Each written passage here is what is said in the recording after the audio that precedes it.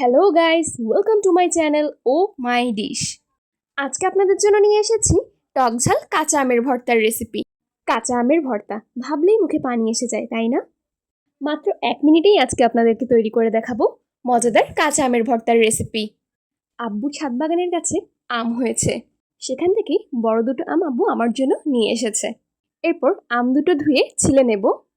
এবার একটি পাত্রে ধুয়ে ছিলে রাখা আমগুলোকে গ্রেট করে নেব। ভর্তার আসল মজা কিন্তু আমের টেক্সচারেই। কাঁচা আমটাকে গ্রেট করলে ভর্তাটা হয় একদম মসৃণ। আপনারা চাইলে ব্লেন্ড করেও নিতে পারেন, তবে হাতের গ্রেট করা আমের স্বাদ একবারেই আলাদা।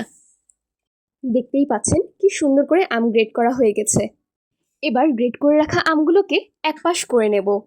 এবার এতে সামান্য একটু তেঁতুল, পরিমাণ মতো লবণ, বিট লবণ, চিলি ফ্লেক্স, গোলমরিচ গুঁড়ো, সামান্য একটু চিনি টক ভাবটা যাওয়ার জন্য, লাল মরিচ গুঁড়ো আর সরিষার তেল দিয়ে ভালো করে সব কিছু মাখিয়ে নেব। মশলাগুলো মাখানো হয়ে গেলেই আমগুলোর সাথে সব কিছু একবার ভালো করে মাখিয়ে নেব। আপনি যত ভালো করে মাখাবেন ততই ভর্তার স্বাদ বাড়তে থাকবে। আর এই টেক্সচারটা দেখুন, দেখেই মুখে পানি এসে গেছে। এত সুন্দর হয়েছে ভর্তাটা।